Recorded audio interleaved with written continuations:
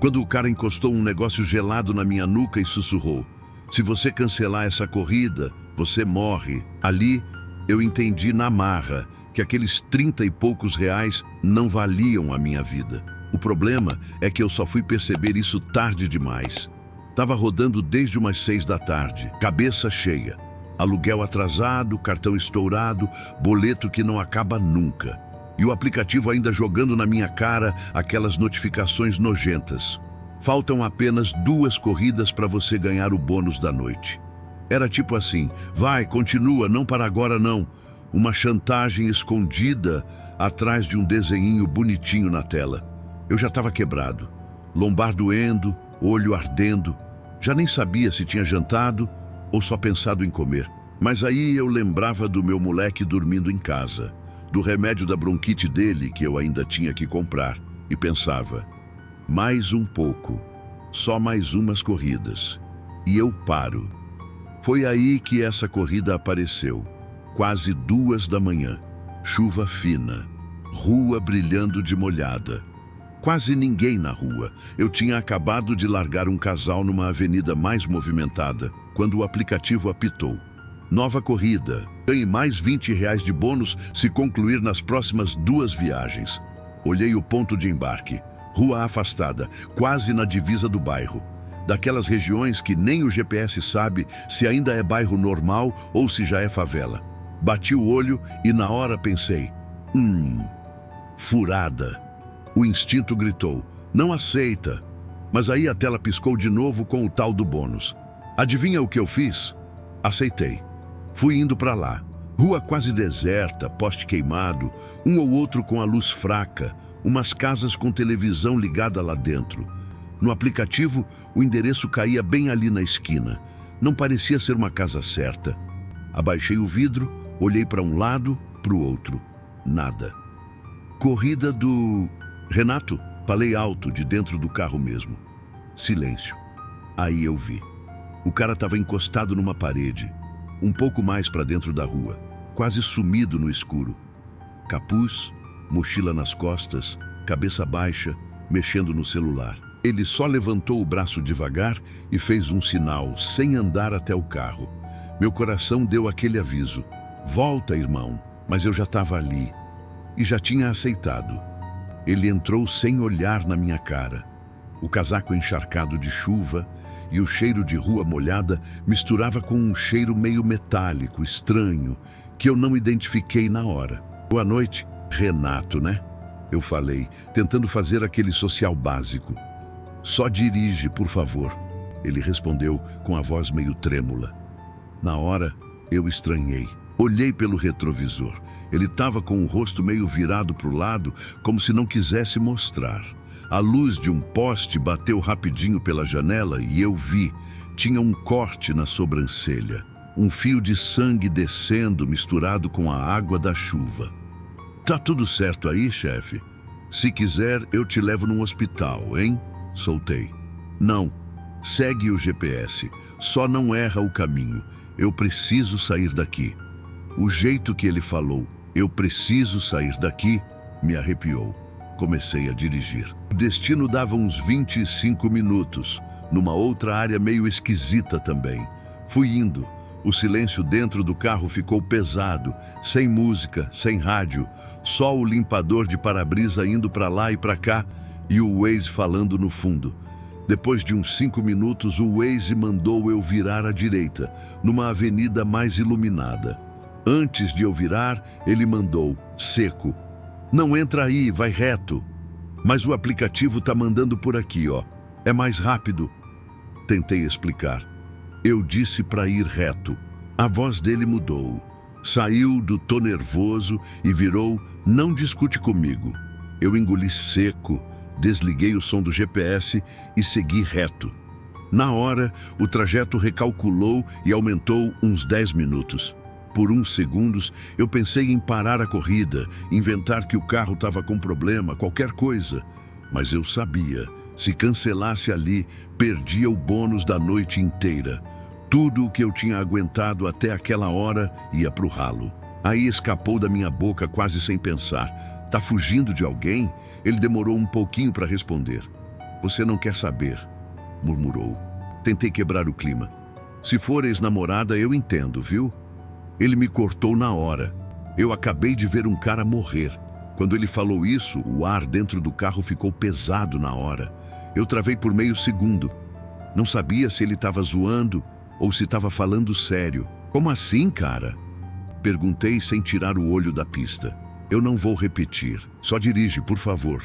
Olhei pelo retrovisor de novo. A mão dele estava tremendo no colo. Ele apertava a barra do casaco com tanta força que os dedos ficaram brancos. Aí minha cabeça começou a viajar. Será que ele está de onda? Será que ele está em choque? Será que ele fez alguma coisa? Olhei melhor para a mochila. Embaixo dela tinha uma mancha escura. E não era água de chuva. Era da mesma cor do sangue da sobrancelha. Na hora, minha boca secou. Cara, você falou que viu um cara morrer. Você tá machucado. Não era melhor? Sei lá. Eu tentava falar sem provocar o cara. Ele respirou fundo, encostou a cabeça no banco e fechou os olhos. Se você não fizer perguntas, a gente chega vivo no destino. Quando ele falou, a gente chega vivo, eu entendi o recado. Não era só um jeito de falar. Era ameaça. Continuei dirigindo, todo travado. Cada farol vermelho parecia que nunca ia abrir. Num deles, eu parei. E um carro da polícia passou na rua da frente devagar. Nessa fração de segundo, eu pensei, se eu buzinar, der luz alta, qualquer coisa, eles param. Mas aí, junto, veio outro pensamento. Se ele tiver armado e achar que eu estou entregando ele, eu morro aqui mesmo. Não fiz nada. Baixei um pouco o rosto, fingi que mexia no celular do painel. O sinal abriu, a viatura foi embora, eu segui. Você tem família? Ele perguntou, do nada. Senti essa pergunta igual um soco. Tenho. Um filho de 5 anos, respondi. Então é melhor você cooperar comigo hoje. Senti a mão dele encostar no encosto do meu banco. Não chegou a relar em mim, mas ficou perto. Parecia que tinha uma sombra grudada nas minhas costas. Fica tranquilo, cara. Eu só quero terminar essa corrida, voltar para casa e dormir. Só isso, falei, tentando controlar a voz. Ele deu uma risada seca. Dormir. Faz tempo que eu não durmo. O aplicativo recalculou a rota de novo e mandou pegar um acesso para uma estrada menor, quase sem movimento. Antes mesmo do GPS terminar, ele já mandou. Entra aí. Aí, estranhei. Esse caminho aqui é bem mais isolado, o aplicativo estava mandando pela avenida. Eu sei o que eu estou fazendo. Entra. Virei. A rua começou a afinar, as casas foram sumindo, os postes ficando cada vez mais longe um do outro. De repente, já parecia estrada de sítio. Asfalto remendado, mato dos dois lados. Foi aí que eu senti. Algo encostou na minha nuca. Frio, duro. Você pensar em cancelar ou parar o carro antes de eu mandar, você morre. Ele sussurrou, perto que eu senti o hálito. Meu coração disparou. A vista deu uma embaçada. Tive que focar na linha amarela do chão para não perder a mão do volante. Eu tô só seguindo o caminho, cara. Calma. Não precisa fazer isso. Falei gaguejando. Ele pressionou mais forte o negócio na minha pele. Eu não quero te machucar. Você é a única coisa entre mim e uma chance de sair dessa. Então dirige. Eu não via o que era. Poderia ser arma, faca, qualquer coisa. Mas, para ser sincero, nem importava. Meu cérebro já tinha decidido. Era real. Era arma. Era morte se eu fizesse besteira. Dirigi por mais alguns minutos, que pareceram horas, até aparecer uma área aberta lá na frente. Um terreno baldio, resto de construção, mato alto, um galpão velho caindo aos pedaços. Estaciona ali, perto daquele muro, ele ordenou. Eu obedeci. Parei devagar, tentando não fazer movimento brusco. O coração parecia que ia sair pela boca. Agora desliga o carro, mas deixa a chave, ele falou. Desliguei. Minha mão suava tanto que a chave quase escorregou. Abre o porta-malas. Congelei. Porta-malas? Pra quê? Abre. A mão dele saiu da minha nuca. Ouvi a porta de trás abrir. Nessa hora, juro, Pensei em sair correndo pela minha porta e sumir, mas aí lembrei que ele sabia meu nome no aplicativo, placa, tudo. E da pergunta, você tem família? Respirei fundo, saí do carro, fui até o porta-malas. Tava tremendo tanto que errei o lugar da maçaneta umas 2 vezes. Quando consegui abrir, ele já estava do meu lado, com a mochila na mão. Agora, com a luz dos faróis, deu para ver direito. Tinha sangue mesmo, bem mais do que eu tinha notado antes. Ele colocou a mochila dentro do porta-malas com cuidado, como se fosse algo frágil. Isso aqui não existe, entendeu? Ele falou, olhando nos meus olhos pela primeira vez. Olho vermelho, arregalado. Você nunca viu, você nunca me levou, nunca esteve aqui. Cara, pelo amor de Deus, o que você fez? A pergunta saiu sozinha. Os olhos dele encheram d'água. Naquele segundo, ele deixou de parecer só ameaçador. Parecia destruído. Ele ia me matar primeiro, murmurou. Eu só me adiantei. Eu não precisei de mais detalhes. Entendi. Por que você está trazendo isso para mim? Perguntei quase chorando. Eu só trabalho pro aplicativo, só quero pagar minhas contas. Ele passou as mãos no rosto nervoso. Porque ninguém ia desconfiar de um motorista de aplicativo. Vocês passam em todo lugar, toda hora, são invisíveis. Quando ele falou vocês, deu um nó na garganta. Eu era só mais um carro, uma placa, um número. Entra no carro, vamos terminar essa corrida, ele mandou. Voltamos. Ele sentou atrás de novo, mas agora quieto, pesado. O cheiro metálico parecia ter tomado conta do carro inteiro. O GPS recalculou, mandou sair daquela estrada e pegar uma avenida maior depois de alguns quilômetros. Fui obedecendo. O silêncio estava tão denso que o barulho do motor parecia alto demais. Depois de um tempo ele falou, quando chegar no destino, você vai fazer o seguinte, espera eu descer, não olha para trás, não olha para o prédio, não pergunta nada. Dá uma volta no quarteirão para em qualquer lugar longe dali, abre o porta-malas e joga a mochila fora. Em qualquer canto. Eu vou ser cúmplice, é isso? Perguntei com a voz falhando. Você já é, desde a hora que aceitou a corrida. Aquilo me atravessou.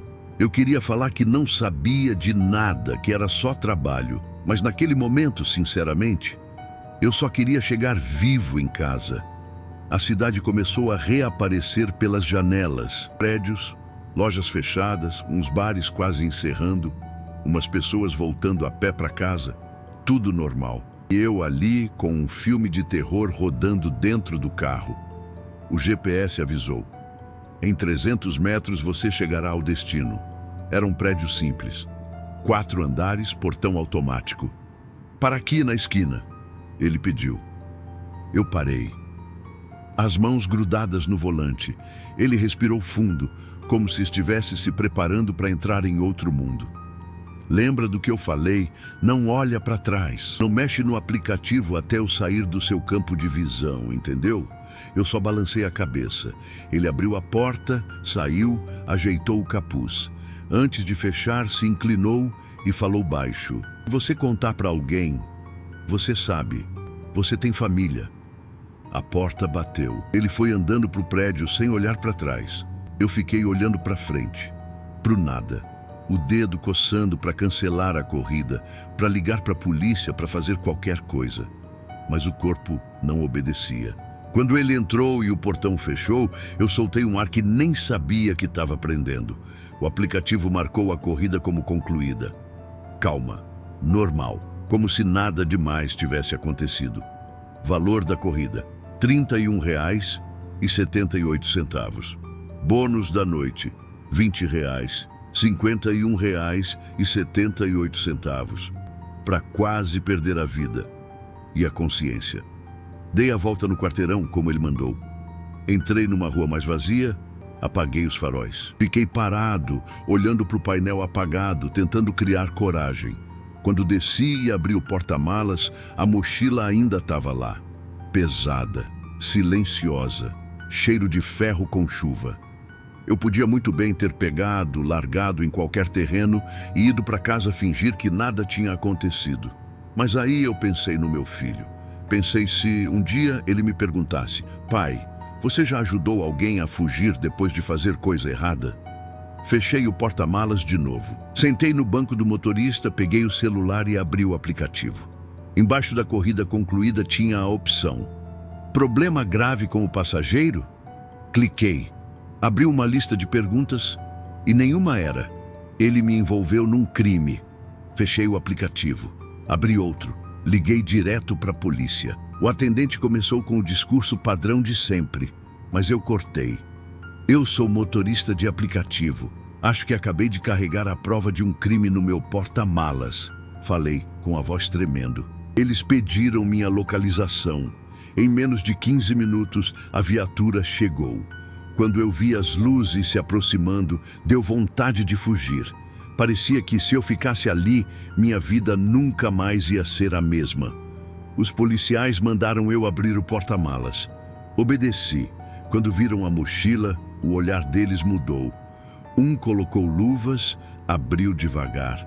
Eu não quis olhar. Só ouvi um deles soltar um palavrão baixo e falar: afasta do carro, senhor. A partir de agora, você é testemunha. Passei as próximas horas na delegacia repetindo tudo. A corrida, o cara, a estrada de terra, o galpão, o que ele falou. Perguntaram se eu lembrava do rosto. Eu lembrava de cada detalhe. Ouvi um policial comentando com o outro que, menos de uma hora antes, tinha rolado um homicídio num bar da região. O dono do bar era agiota conhecido e, pela descrição, o passageiro parecia ser o principal suspeito. No fim, me liberaram. Disseram que iam usar os dados do aplicativo, da corrida, tudo. Falaram que eu tinha feito a coisa certa, que podia ter ido para casa e ignorado, mas não fiz. Só que o aplicativo não pensava assim. No dia seguinte, mensagem automática: sua conta está temporariamente suspensa para análise de segurança, devido a um incidente relatado. Eles não queriam saber se eu quase morri. Queriam saber se eu era um problema para a imagem da plataforma. Fiquei dias sem rodar, esperando essa tal análise, conta acumulando, ansiedade corroendo. Quando finalmente liberaram a conta, mandaram um e-mail frio, dizendo que tudo havia sido resolvido e que esperavam que eu continuasse contribuindo com a comunidade. Ninguém perguntou se eu ainda conseguia dirigir de madrugada sem ficar olhando o retrovisor o tempo todo. Ninguém perguntou se eu ainda conseguia parar numa esquina escura sem sentir de novo aquele negócio encostando na minha nuca. Até hoje, quando o aplicativo apita depois da meia-noite, eu penso 2, 3 vezes. Olho o ponto de embarque, olho o nome, olho a foto, quando tem, e mesmo assim, o medo vem. Nessa noite eu aprendi uma coisa. Para muita gente, motorista de aplicativo é só um carro com um número, um rosto que ninguém lembra. Um cara que está sempre passando, levando a história dos outros, até que um dia uma dessas histórias resolve ficar. E essa não ficou só no carro, ficou em mim.